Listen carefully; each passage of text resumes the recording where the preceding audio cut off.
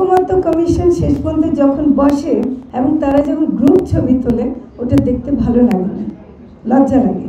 জাতীয় সংসদের নির্বাচনে সংরক্ষিত আসনে সরাসরি নির্বাচন দিতে হবে। কেউ যদি প্রশ্ন করে যে সংসদে নারীদেরকে মানে মনোনয়ন দিলে ওরা জিতে আসতে পারবে কিনা, এত কঠিন কাজ, তাহলে আমি তাদেরকে বলবো যে সুমিত ফ্লোটিলাতে একটু দেখেন, ওখানে নেতৃত্ব দিচ্ছে একটা মেয়ে গ্রেটা থুনবার্গ, এবং বাংলাদেশ থেকেও গেছেন শহীদুল আলম এবং রুহি নামে আরেকজন, সেখানেও মেয়ে আছে। এবং আপনারা ছবি যদি দেখেন সুমিত ফ্লোটিলা, আমাদের প্যালেস্টাইনের পতাকা দেখে আমার খুব ভালো লাগে। তাই বিশেষ করে মনে করছি যে আমাদেরকে এই কথা বলে কেউ থামাতে পারবে না। আমরা মাঝ সমুদ্রে গিয়েও ইসরায়েলের মতো হিংস্র এদেরকে মোকাবিলা করতে রাজি আছি। কাজে সেটা আমাদের একটা অবস্থা। আমি একটু, যেহেতু সারা বললেন, আমি একটু বলতে চাই যে এই যে সংসদে, জাতীয় সংসদের যে আলোচনাটা শুরু হয়েছিল 1987 সালে, যখন এরশাদ বিরোধী আন্দোলন হয়েছিল, স্বৈরাচার বিরোধী আন্দোলন, তখন একটা 17 দফা ছিল আমাদের বিভিন্ন নারী সংগঠন। সেখানে 17 দফার একটা দফা ছিল জাতীয় সংসদের নির্বাচনে সংরক্ষিত আসনে সরাসরি নির্বাচন দিতে হবে। সেই সময় আওয়ামী লীগ ঐক্যবদ্ধ নারী সমাজ থেকে বেরিয়ে গিয়েছিল যে এটা তারা মানে নেয়, কিন্তু তারপর আমরা আরও এটা চালিয়ে গেছে। এরপরে যখন নাকি নির্বাচন হলো, যেহেতু এটা হয়ে আসছে, এখন কি হলো, তারপর যে বিশেষ করে এরশাদ আমলে নারীকে যখন অলংকার বলতে শুরু করলো, অপমানের পর অপমান, নারীকে কোনো ওটা আসন হিসেবে দেখা হলো না, ওইটা হলো মেজরিটি পার্টির বোনাস। তারা যাকে পছন্দ করবে কিংবা করুণা করবে তারাই সেই আসনে যাবে। এই আসন আমাদের দরকারটা কি? বসুন্ধরা টিস্যু, অশুদ্ধতার বিরুদ্ধে এক বিন্দুও ছাড় নয়। এই নারীদের আমরা ওখানে বসিয়ে তাদেরকে অপমান করছে, তাদের তো দোষ না, তাদেরকে অপমান করছে।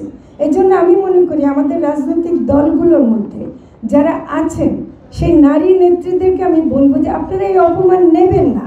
আপনারা রাজনৈতিক দলগুলোতে নিজেরা প্রচুর কাজ করেন, প্রচুর দলের পক্ষে কাজ করেন, এমনকি রাজনৈতিক দলের নারী নেত্রীদের স্বামীরা যখন নির্বাচনে সংসদের সাধারণ আসলে তারাই ঘরে ঘরে গিয়ে ভোট চায়, তাদেরই কাজের ফলাফল আপনারা পাচ্ছেন। তো কাজে আমি মনে করি যে কোনো অবস্থাতে আমাদের দুটো দাবি ছিল, সেই আমরা যখন মামলা করি তখন থেকে এবং সম্মিলিত নারী সমাজ থেকে যে আমরা আন্দোলন করেছি তখন থেকে দুটো দাবি ছিল পরিষ্কার, যে সংরক্ষিত আসন যদি থাকে সেটা 25 হোক, 50 হোক, 100 হোক, কিংবা একটাও যদি থাকে সেটা সরাসরি নির্বাচনে হতে হবে। কোনো মনোনয়ন চলবে না, কোনো রাজনৈতিক দলের এখানে কোনো মানে তার পছন্দের কাউকে বসিয়ে দিলে এটা হবে না। 2 নম্বর দাবি ছিল যে সাধারণ আসন যে 300টা আছে, সেই 300টা আসনে আমরা আগে 20% বলেছিলাম, পরবর্তীকালে এটা 30% আমরা বলছি।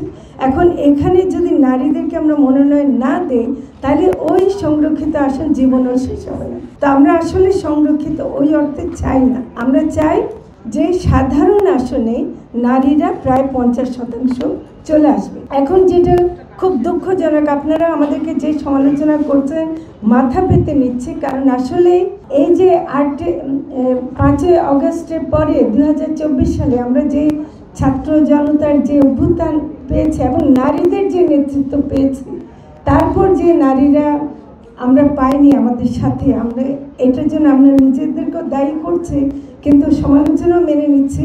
তারপরেও বলছি ভিতরে আমাদের সংগ্রাম কিন্তু অব্যাহত আছে। এটা আমরা হয়তো বেশি বলে আপনাদেরকে করতে পারবো না, কিন্তু আমি এটা বলছি যে আমরা করে যাচ্ছি।